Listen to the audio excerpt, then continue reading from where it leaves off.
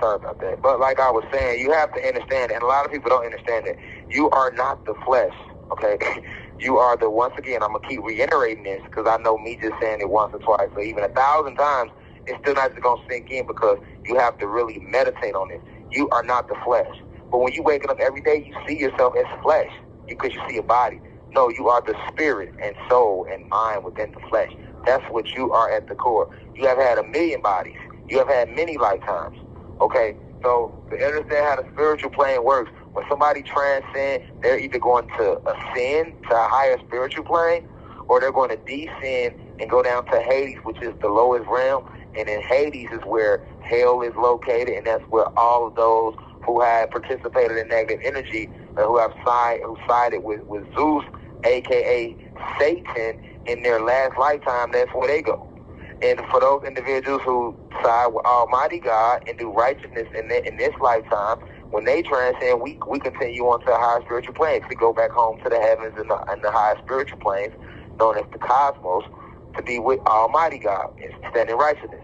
And then you got those individuals who become what's known as lost souls and lost spirits, which is a real thing. Sometimes when a person transcends, because they hadn't chosen a side in their lifetime, so they kind of play both sides against the middle. They'll go through a phase of they be stuck here on this material plane. Okay, so you got to understand it takes a soul, a God is an individual with a spirit and a soul. So when the gods transcend, when the gods and goddesses transcend, it takes 72 man-made 72 man-made days to fully transcend the realm. Whereas with a human being, it takes them 6 man-made months. Okay, so in that process, that means the spirit and soul of that individual is still here. So while that spirit and soul is still here, they're still roaming, right? And there's a lot of things that can happen in that period. This is normally the period when a lot of souls get led into that moonlight, and then they are forced to reincarnate.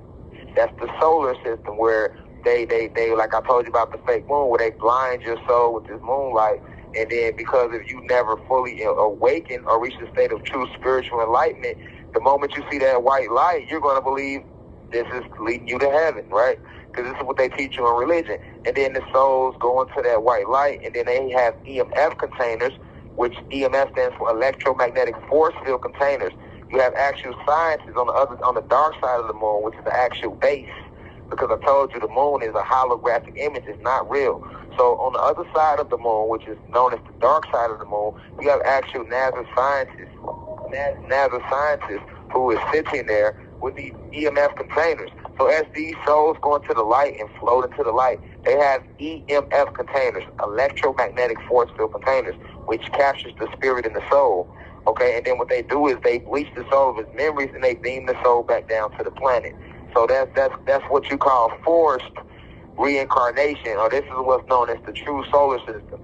And this is what happens to a lot of souls because they don't have spiritual enlightenment. Okay, however, you have other souls who have reached spiritual enlightenment in this life. Peace to the gods and goddesses of planet God. Peace, meaning positive energy always creates elevation. Peace to all the high vibration human beings. Peace to the ancestors for working through me.